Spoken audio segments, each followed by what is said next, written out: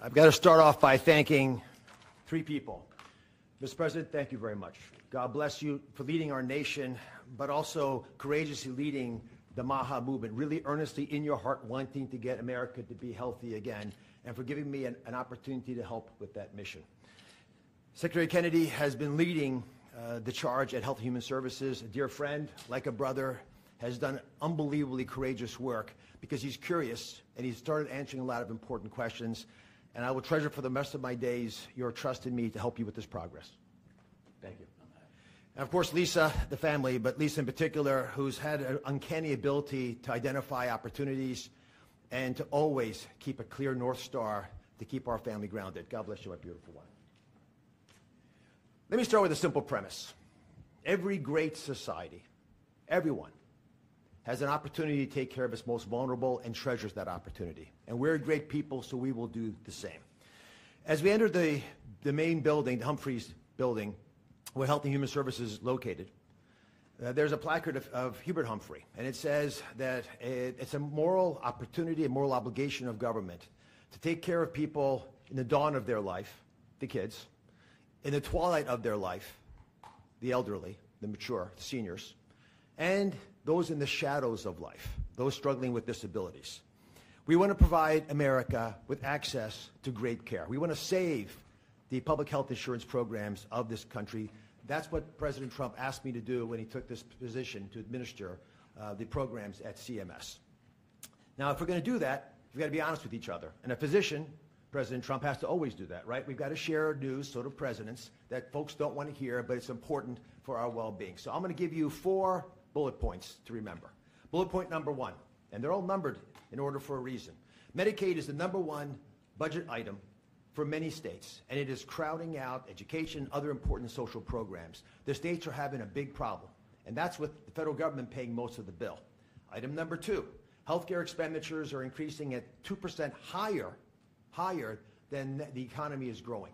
And because of that, we spend more than 2 times per person on health care than any other country on the planet, and we're not getting value for that.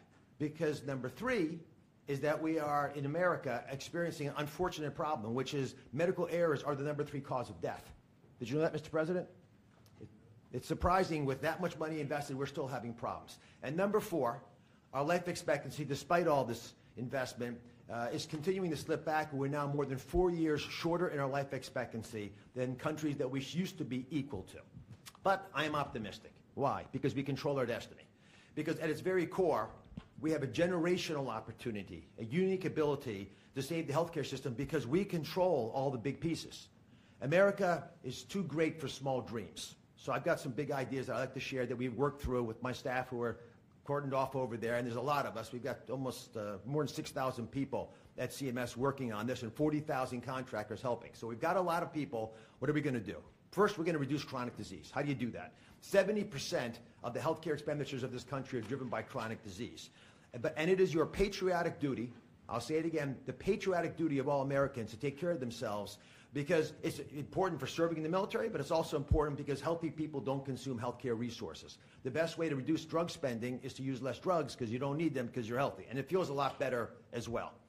The President and Secretary Kennedy have been pushing the MAHA agenda because it makes it easier for people to do the right thing, especially the mothers of this great land, because they're the ones who really get caught with this responsibility. They're the ones deciding for their kids. They're the ones we want to empower. And curiosity, which is the key word here, truly asking questions you want the answers to, will allow the MAHA movement to thrive.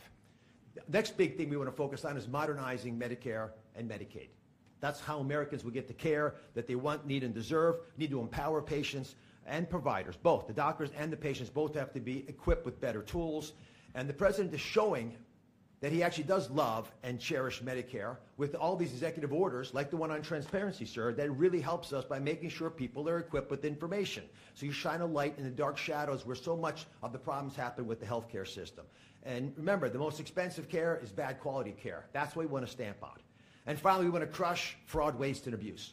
This is stunning to me. I've got a message for all the bad guys from me, the Secretary, and the President. We are going to stop people from stealing from our most vulnerable, from stealing with the taxpayers of America who are honestly trying to support these programs. And we're going to be able to do it in quite a few ways. We are coming for you.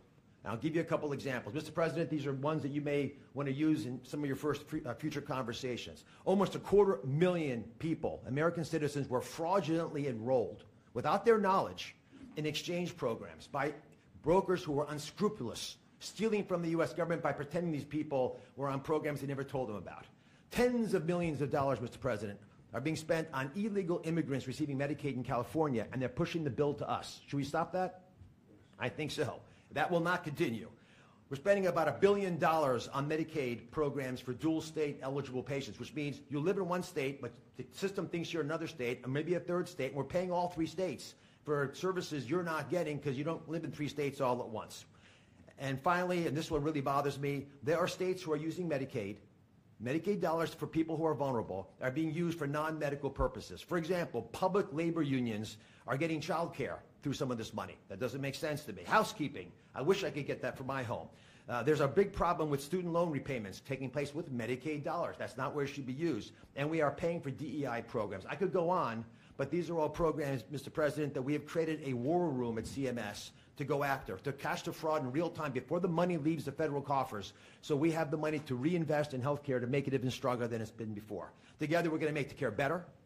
We're going to make the outcomes improve, and we're going to make sure that America can actually be the healthiest country that could ever possibly be. We'll make America healthy again. God bless you both, sir.